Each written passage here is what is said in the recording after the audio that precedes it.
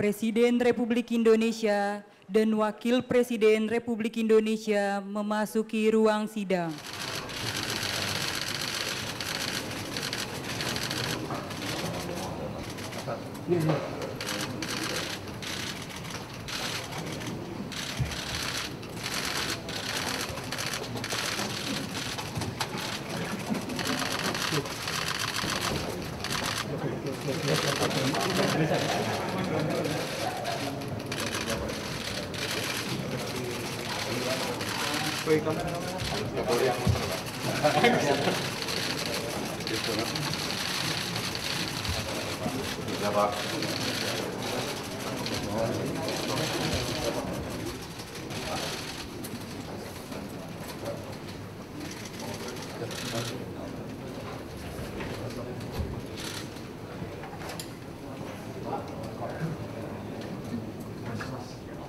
Bismillahirrahmanirrahim. Assalamualaikum warahmatullahi wabarakatuh. Selamat siang.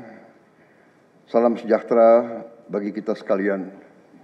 Shalom, Om Swastiastu, Namo Buddhaya, salam kebajikan, Rahayu-Rahayu.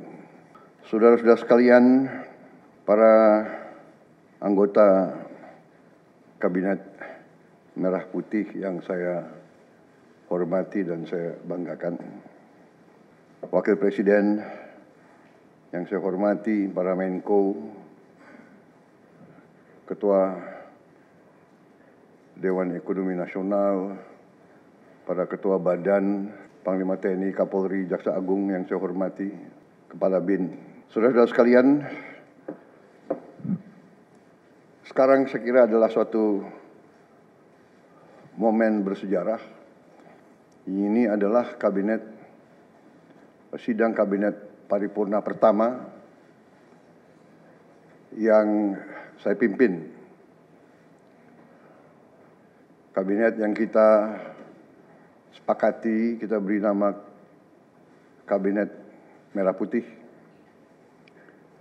untuk menjadi suatu simbol persatuan, simbol kebersamaan, simbol kebangsaan. Saya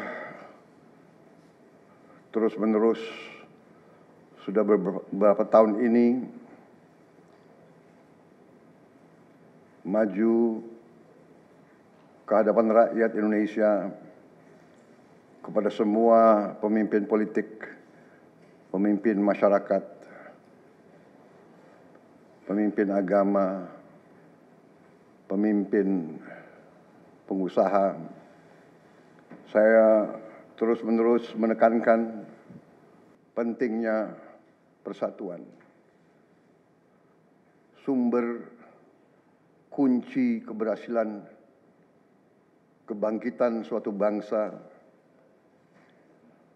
dalam sejarah manusia berabad-abad, kuncinya adalah bila elitnya bisa kerjasama, bila elitnya bersatu. Persatuan ini artinya adalah kita bisa sepakati mana adalah kepentingan nasional yang inti, mana adalah kepentingan nasional yang vital bagi kelangsungan hidup bangsa kita. Kita masing-masing punya kepentingan politik masing-masing. Kita masing-masing punya kepentingan kelompok masing-masing. Tapi manakala kita sudah bicara tentang bangsa dan negara, kita harus sepakati kepentingan nasional yang vital.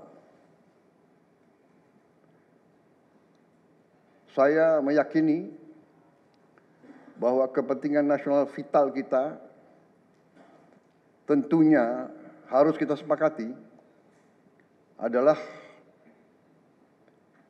kemerdekaan dan keutuhan NKRI. keutuhan Negara Kesatuan Republik Indonesia. Dan untuk menjamin keutuhan dan kelangsungan hidup Negara Kesatuan Republik Indonesia, kita harus dengan handal, dengan cerdik, dengan pandai bisa menjaga dan mengelola kekayaan bangsa kita. Hanya apabila kita bisa menjaga dan mengelola dengan baik semua kekayaan kita, hanya dengan demikian kita bisa memberi pelayanan kepada rakyat kita. Kita bisa memberi kebutuhan hidup rakyat kita. Kita bisa membayar segala keperluan suatu negara modern. Dan di antaranya tentunya adalah menjamin kedaulatan bangsa. Saya ingatkan saudara-saudara sekalian, jangan sampai kita lupa dengan Undang-Undang Dasar kita sendiri, Undang-Undang Dasar 1945, yang jelas dalam pembukaannya tertera tujuan-tujuan nasional kita, di mana tujuan-tujuan nasional kita sangat jelas oleh pendiri-pendiri bangsa kita. Tujuan pertamanya adalah melindungi segenap bangsa Indonesia dan seluruh tumpah darah Indonesia. Ini tujuan nasional yang pertama. Untuk kita survive. Karena itu kita perlu memikirkan apakah kita sudah cocok atau tidak investasi kita kepada pertahanan bangsa Indonesia. Kedua, tentunya memajukan kesejahteraan umum. Saya katakan berkali-kali bahwa negara yang merdeka, rakyatnya harus merasakan kemerdekaan. Janganlah kita bangga menjadi anggota G20 kalau rakyat kita masih banyak yang miskin, masih banyak yang lapar. Mencerdaskan kehidupan bangsa mutlak. Pendidikan bagi kita adalah prioritas yang sangat tinggi. Saya kira ini terlihat komitmen kita kepada pendidikan. Kalau tidak salah, alokasi kita dalam anggaran 2025 untuk pendidikan salah satu tertinggi, Pak. Mungkin selama sejarah kita, Pak. Untuk pertama kali kita sudah 25%, Pak. Bu ya. 20.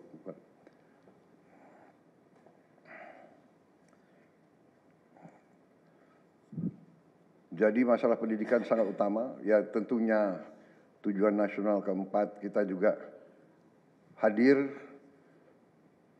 dalam pergolakan ataupun interaksi dunia, di mana kita harus selalu membela kemerdekaan bangsa-bangsa. Dan karena itu, mau tidak mau Indonesia harus kuat. Saudara-saudara sekalian, dalam hal ini semua, ada beberapa penekanan dari saya. Saya paham bahwa kita baru dilantik, saya saja baru 3 hari. Saudara-saudara baru 2 hari dilantik. Dan saudara-saudara, saya persilahkan secepat mungkin, terutama bagi menteri-menteri yang baru, silahkan konsolidasi sendiri, mengatur sendiri secepat mungkin administrasi saudara, dan tim saudara di kementerian dan badan masing-masing. Penyusunan tim sangat penting. Tim yang baik, tim yang bisa kerjasama akan memudahkan kita mencapai target-target yang kita tentukan. Saudara-saudara, saya sangat mengutamakan kerjasama sebagai tim. Untuk itu, dalam waktu dekat, saya akan mengajak saudara-saudara ke Magelang, di mana kita akan melaksanakan beberapa hari menambah pembekalan. Kemudian kita akan adakan koordinasi di tempat di Magelang, Jawa Tengah, di kawasan Akademi Militer. Hal itu saya nilai bahwa akan membawa banyak manfaat, karena sesungguhnya lahirnya Republik kita memang proklamasi di Jakarta, tetapi ujian proklamasi berada di daerah-daerah di mana pejuang-pejuang kita melaksanakan perebutan kemerdekaan secara fisik. Dan daerah Magelang merupakan suatu sentra perlawanan kita terhadap penjajah. Mulai ratusan tahun dikenal sebagai daerah perjuangannya Pangeran Diponegoro di antara 5 gunung. Itu saya kira cukup membawa suatu aura tradisi keberanian, tradisi heroisme, tradisi cinta tanah air. Saudara-saudara sekalian, jumlah anggota kabinet kita sebanyak 48 menteri. Juga ada badan-badan yang sangat strategis. Ini memang lebih banyak dari pemerintah sebelumnya. Jumlah ini saya sadari memang bisa dianggap tergolong besar. Tapi memang bangsa kita bangsa yang besar. Kita tidak dapat pungkiri bahwa kita negara keempat terbesar di dunia dari jumlah penduduk. Dari luas wilayah, kita luasnya sama dengan Eropa Barat. Di mana Eropa itu terdiri dari 27 negara. Kita satu negara. Mengelola Eropa itu membutuhkan 27 menteri keuangan, 27 menteri pertahanan, 27 menteri dalam negeri. Saudara-saudara, kita seluas Eropa. Saudara-saudara sekalian, kita juga memilih sistem politik demokratis. Kalau kita negara otoriter, mungkin kita cukup menjalankan semua dengan jumlah penduduk yang sedikit. Jadi saudara-saudara, ini tidak masalah. Yang penting kita bekerja dengan efisien. Yang penting kita tidak bekerja dengan seenaknya. Saya minta Menteri Keuangan, saya minta semua Menko, saya minta semua menteri telusuri lagi alokasi APBN. Pelajari lagi DIPA, pelajari lagi. Saya minta detail. Kegiatan-kegiatan yang terlalu seremonial, terlalu banyak seminar, terlalu banyak sarasehan, terlalu banyak konferensi, terlalu banyak perjalanan luar negeri, mohon dikurangi. Kita harus memberi contoh. Fokus kita adalah pembangunan ekonomi, kesejahteraan rakyat ke dalam. Jangan mengada-ada. Studi banding, belajar pramuka ke negara lain, ya. Saya minta efisien. Saudara-saudara, kalau saudara perhatikan dalam pemerintahan yang saya bentuk, saya perkuat kepala staf kepresidenan. Saya perkuat itu, saya ada tambah lagi Badan Pengendalian Pembangunan dan Investigasi Khusus. Tugas mereka adalah memonitor semua program, semua proyek yang kita akan lancarkan. Saya juga membentuk suatu badan baru, Badan Percepatan Pengentasan Kemiskinan. Badan ini akan mempelajari, akan mengikuti semua program-program perlindungan sosial, semua program-program bantuan ke bagian golongan rakyat yang masih perlu bantuan, intervensi. Bukan saya ingin mencampuri pekerjaannya kementerian-kementerian, tidak. Tapi saya ingin membantu. Di mana ada bottleneck, di mana ada kesulitan, segera kita atasi. Marilah kita jujur mengakui bahwa birokrasi di kita sangat terkenal. Sangat terkenal ribetnya, sangat terkenal lambatnya. Bahkan ada pembicaraan oleh rakyat kita bahwa birokrasi pemerintah kita sering mempersulit, bukan mempermudah keperluan rakyat. Bahkan ada yang mengatakan kalau bisa dibikin sulit, kenapa dibikin mudah? Ya, ini saya minta menteri-menteri sekarang, mari kita lebih berani, mari kita lebih tidak ragu-ragu untuk memberi pelayanan yang terbaik kepada rakyat kita. Jangan ragu-ragu kalau saudara tidak puas dengan pejabat-pejabat di bawah Anda, laporkan, segera kita ganti. Begitu banyak orang yang mau mengabdi.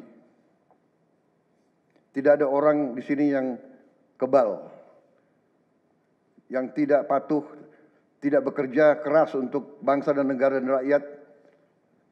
Saudara saya beri wewenang, copot segera. Suruh tinggal di rumah aja, daripada bikin susah kita. Saudara-saudara sekalian, saya kira dalam waktu dekat saudara-saudara akan segera menyiapkan program kerja saudara masing-masing. Saya beri kesempatan segera, dan sewaktu-waktu terus saya akan panggil koordinasi. Tadi pagi sebelum sidang kabinet saya sudah koordinasi sama beberapa menteri, dengan Jaksa Agung, dengan BPKP, dan besok pun kita akan lanjutkan. Ada beberapa pengarahan dari saya, Menteri Bappenas, pastikan semua program dan kegiatan di semua kementerian lembaga mempunyai kontribusi yang signifikan, terukur, dan saling bersinergi. Pelajari kembali semua proyek. Jangan ada proyek yang mercusuar.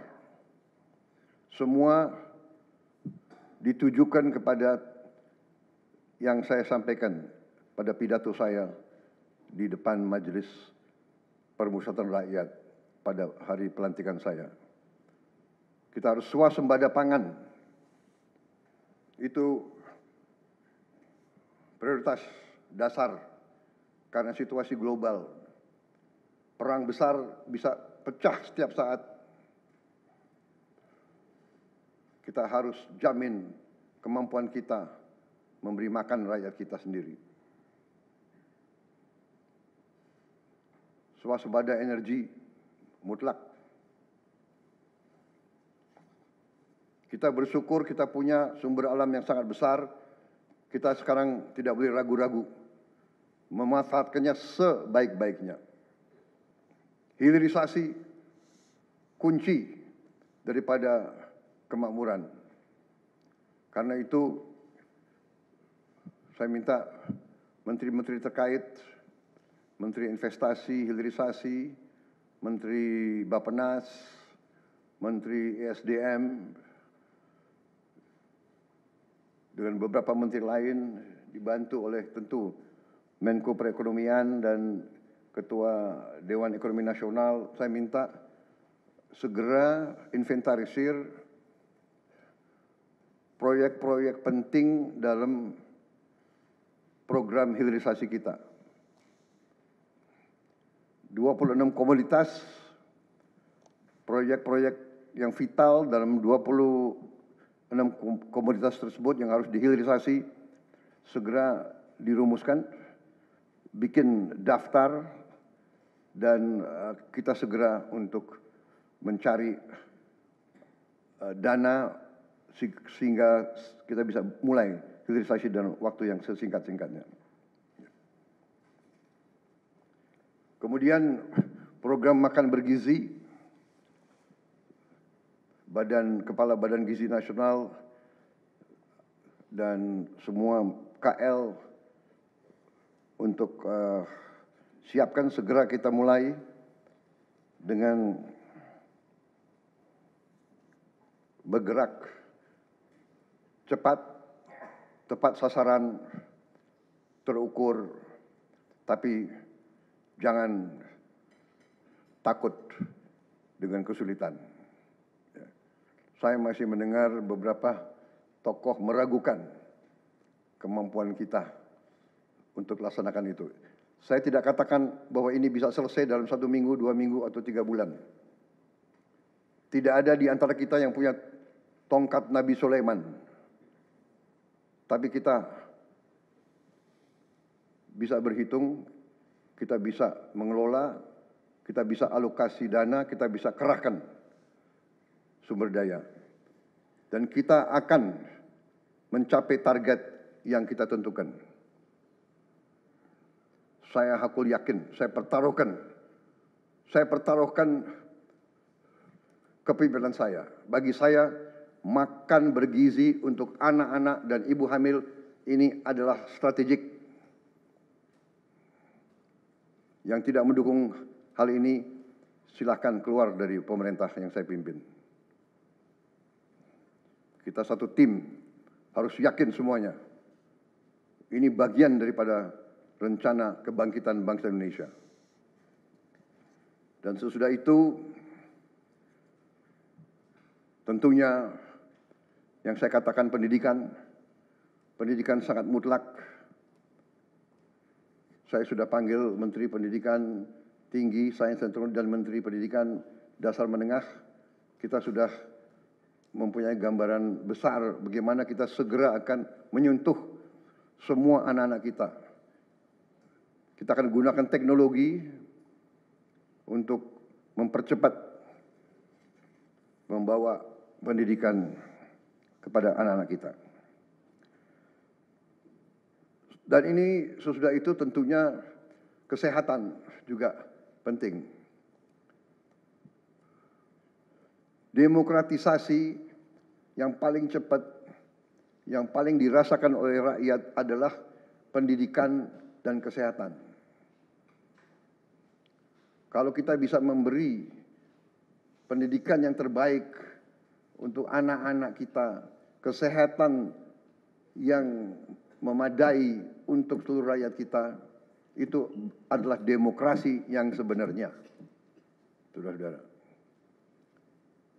Menteri Kesehatan teruskan reformasi kesehatan, atasi kekurangan dokter dan tenaga kesehatan.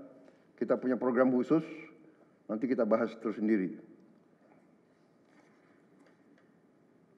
Ini semua harus ditopang oleh pertahanan yang kuat, penegakan hukum yang tidak ragu-ragu.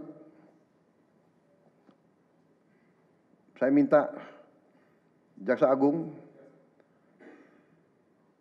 Kapolri, BPKP, Badan Intelijen Negara fokus ancaman yang berat bagi kita,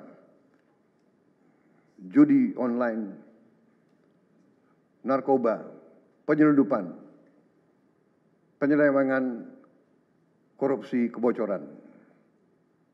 Hanya dengan penegakan hukum